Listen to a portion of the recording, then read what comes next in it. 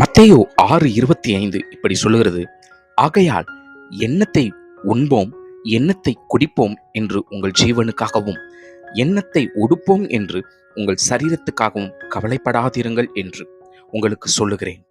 ஆகாரத்தை பார்க்கிலும் ஜீவனும், உடையை பார்க்கிலும் சரீரமும் விசேஷித்தவைகள் அல்லவா என்று தேவனாகிய கர்த்தர் நம்மை பார்த்து சொல்லுகிறார். உடையை பார்க்கிலும் நம்முடைய சரீரம், ஆகாரத்தை பார்க்கிலும் நம்முடைய ஜீவன். ஏன் தேவன் இதை நமக்கு சொல்லுகிறார்? ஏன் இயேசு கிறிஸ்து இதை நமக்கு எச்சரித்து பேசுகிறார்? காரணம், ஒரு மனிதன் எப்பொழுது நடைபெணமாக மாறுகிறான் என்றால், அவன் தன்னை முழுவதும் கவலைக்குள் செலுத்தும் பொழுது, ஒரு மனிதனுடைய வாழ்க்கையில் கவலைகள் வரும் பொழுது அவன் முழுவதும் நடைபெணமாக மாறிவிடுகிறான் அல்லது செயலற்றவனாய் காணப்படுகிறான். ஆதலால் தான் இந்த வசனத்தை மேற்கோள் காட்டுகிறார். உன்னுடைய ஜீவன் முக்கியம் மகனே, மகளே, உன்னுடைய சரீரம் முக்கியம் மகனே, மகளே என்று சொல்லி தேவனாகிய கர்த்தர் எவ்வளவு அருமையாய் வெளிப்படுத்தி இருக்கிறார் பார்த்து பாருங்கள். ஏன் நமக்கு கவலை வருகிறது? நம்முடைய சரீர அழகை எப்பொழுது பேணி பராமரித்துக் கொள்ளலாம் மற்றும் நம்முடைய ஜீவனை காட்டிலும் நாம் உண்பதையும் குடிப்பதையும், மற்றவர்களோடு நாம் எல்லாவற்றிலும் உயர்ந்தவர்களாய் இருப்பதிலும் அதிகமாய் கவனம் செலுத்துவதனாலே தான் தேவனாகிய கர்த்தர் இதை வெளிப்படுத்துகிறார். கவலை அப்படி ஒரு வார்த்தையை நாம் சொல்லும் பொழுது, இந்த கவலை எப்படிப்பட்டதை வெளிப்படுத்துகிறது என்றால், கலங்கிய நிலையை வெளிப்படுத்துகிறது.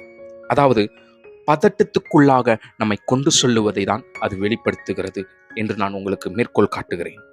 தெய்வ ஜனங்களே, எப்பொழுதும் நீங்கள் கவலை கொள்ளுவதினால் உங்களுக்குள் அந்த பதட்டம் எப்படி வந்துவிடுகிறது? ஒரு தடை செய்யப்படுகிற எண்ணம் நமக்குள் தோன்றும் பொழுதுதான். ஒரு காரியத்தை நாம் நினைத்து கொண்டிருப்போம், உடனே நமக்குள் என்ன தோன்றிவிடும் தெரியுமா? ஒருவேளை இது தடையாகிவிட்டால், நாம் நினைக்கிற காரியம் வாய்க்காமல் போய்விட்டால் என்ன நடந்துவிடும் என்று சொல்லி கவலைக்குள் படுகிறோம்.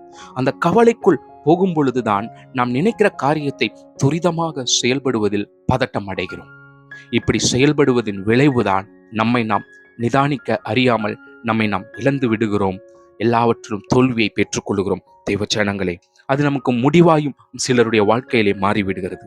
பாருங்கள், கவலைப்படுகிறோம், நமக்குள்ளே அவிசுவாச எண்ணத்தை கொண்டு வருகிறோம், பதட்டம் அடைகிறோம், துரிதமாக செய்து முடிக்க வேண்டும் என்று சொல்லி எப்படிப்பட்ட எண்ணங்களுக்குள்ளாக கடந்து சென்று குறுகிய வழியை நாம் தேடி ஓடுகிறோம்.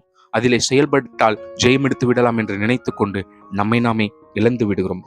இந்த தடை செய்யும் சிந்தனைகளால் நாம் அலைக்கழிக்கப்படும் பொழுது, நாம் நம்மை நிதானிக்க முடியாதபடி நிலைமையை மாற்றும் பொழுது, நாம் என்ன மேற்கொள்ள வேண்டும் என்றால், அப்படிப்பட்ட எண்ணம் நமக்குள் வரவிடாதபடிக்கு, அது நிமித்தம் கவலை நம்மை சூழ்ந்து கொள்ளாதபடிக்கு, தேவனுடைய பாதையை விட்டு விழாதபடிக்கு நாம் வாழ வேண்டும் என்றால் நாம் என்ன செய்ய வேண்டும்? புத்திமானாய் நடந்து கொள்ள வேண்டும். எப்படி புத்திமானாய் நடந்து கொள்ள வேண்டும்?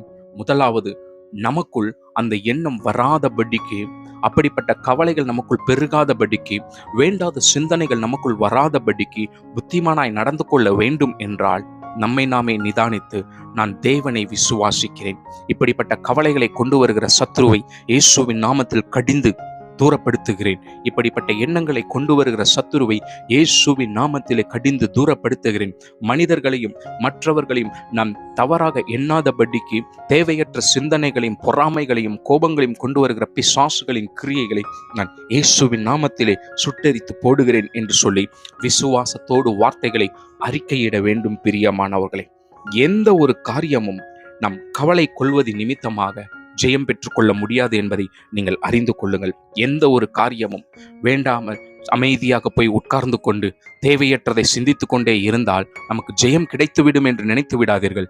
மாறாக பிசாசுக்கு நீங்கள் உங்களை விற்று கொண்டு இருக்கிறீர்கள், அடிமையாக்க கொண்டு இருக்கிறீர்கள். அவன் உங்களை முழுவதும் ஆளுகை செய்வதற்கு உங்களை விட்டு கொடுத்து கொண்டிருக்கிறீர்கள் என்பதுதான் பொருள். இதுதான் நீங்கள் அமைதியாய் போய் உட்கார்ந்து கொண்டு நமக்கு இப்படி நேர்ந்து விட்டதே என்று நீங்கள் சிந்தித்து கொண்டே இருப்பீர்கள் என்றால், தேவனை விட்டு பின்வாங்கி கொண்டு இருக்கிறீர்கள்.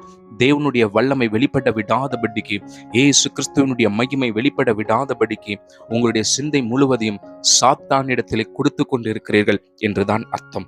நீங்கள் அப்படி அமைதியாக போய் ஒரு ஓரமாய் உட்கார்ந்து விட்டால் எல்லாம் நலமாய் மாறிவிடும் என்று நினைத்து வேண்டாததை சிந்தித்து கொண்டு இருக்கிறீர்களா? தயவு செய்து அதை விட்டு விடுங்கள். அது நிமித்தமாக இயேசு உங்கள் மேல் இறக்கப்பட்டு உங்களுக்கு ஓடி வந்து உதவி விடுவார் என்று நினைத்து கொண்டு இருக்க வேண்டாம். நீங்கள் அழுது கொண்டு இருப்பதினால் என்ன பிரயோஜனம்? நீங்கள் வேண்டாதது எனக்கு இப்படி வந்துவிட்டதே என்று சிந்தித்து கொண்டு இருப்பதினால் என்ன பிரயோஜனம்? உங்களை நீங்களே கெடுத்து கொண்டு இருக்கிறீர்கள். உங்கள் சரீரத்தை நோய்க்கு விற்று கொண்டு இருக்கிறீர்கள் என்பதுதான் அர்த்தம். பிசாசு எப்பொழுதும் நம்மை எதிலே முதலாவது தொடுவான் தெரியுமா? நமது சிந்தையை தான் அவன் முதலாவது உங்களுக்கு தொடுவான். எப்படி அவனுடைய காரியம் ஜெயமாகுகிறது என்று தெரியுமா? உங்களுடைய சிந்தையை அவன் தொட்டுவிட்டால் போதும், நீங்கள் முழுவதிலும் எல்லாவற்றிலும் விட்டு விலகி விடுவீர்கள் என்று புரிந்து கொள்வான். அவன் அறிந்து கொண்டவனாய் இருக்கிறான். உங்கள் சிந்தையை அவன் தொடும் பொழுது ஆவிக்குரிய வட்டாரத்திலிருந்து உங்களை விலக்குகிறான். எல்லாரும் சிரித்து கொண்டு இருக்கும் பொழுது இவர்கள் எல்லாம் சந்தோஷமாய் இருக்கிறார்களே, ஏன் எனக்கு இப்படி ஒரு நிலைமை, ஏன் எனக்கு இப்படி ஒரு காரியம் நடந்து விட்டது என்று உங்களை தனிமைப்படுத்த ஆரம்பிப்பான். அவர்கள் சிரித்து கொண்டு இருப்பதை பார்க்கும் பொழுது உங்களுக்கு அவர்கள் மேல் கோபமும் பொறாமையும் வரும். பிசாசினுடைய கிரியைகள் பிரியமானவர்களே, அவன் உங்களுடைய சிந்தையை தொடவிடாதபடிக்கு நீங்கள் எச்சரிக்கையாக இருங்கள். அதாவது காட்டிலே ஒரு மிருகமானது எப்படி அடுத்த மிருகத்தை அடித்து கொள்ளுகிறது, அந்த மிருகத்தை வேட்டையாடும் பொழுது பாருங்கள், அதனுடைய தொண்டை குழியை மிருகமானது சிங்கமோ கரடியோ புலியோ சிறுத்தைகளோ கடித்து அப்படியே அந்த தொண்டை குழியில் காற்று போக விடாதபடிக்கு செயலற்ற அது ஒரு நடைப்பிணமாக மாறும் வரையிலும், செயலற்று போகும் வரையிலும், அது மரிக்கும் வரையிலும் அந்த தொண்டை குழியை விட்டுவிடாது. அது கடித்தபடியே இருக்கும், செயலற்று போய்விடும், தன் ஜீவனை விட்டுவிடும். பின்பு அது முழுவதுமாக அந்த மிருகத்தை உண்ணும். அதே போலதான் பிசாசு சிந்தையை தொட்டு விடுவான்.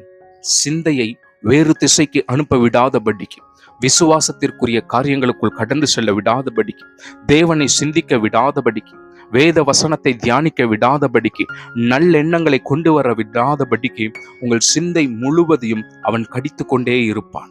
நீங்கள் எங்கேயும் செயல்பட விடாதபடி அவன் வைத்து விடுவான். பிறகு முடிவு மரணத்திற்கு கொண்டு போய்விடும். நடைபிணமாக மாறிவிடுவீர்கள். தேவ ஜனங்களே, இந்த வார்த்தையை தேவன் உங்களுக்கு எச்சரிப்பாக சொல்லலாம்.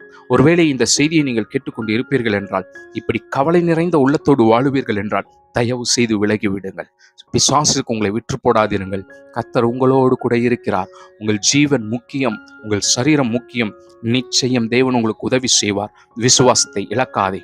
அந்த தவறான கவலை என்னும் சிந்தனைகளில் இருந்து, தனிமைப்படுத்தி இருக்கிற கிரியைகளில் இருந்து வெளியே வா. இயேசு உன்னை அழைக்கிறார். உன்னுடைய தேவைகளை தேவன் சந்திப்பார். பயப்படாதே. God bless you.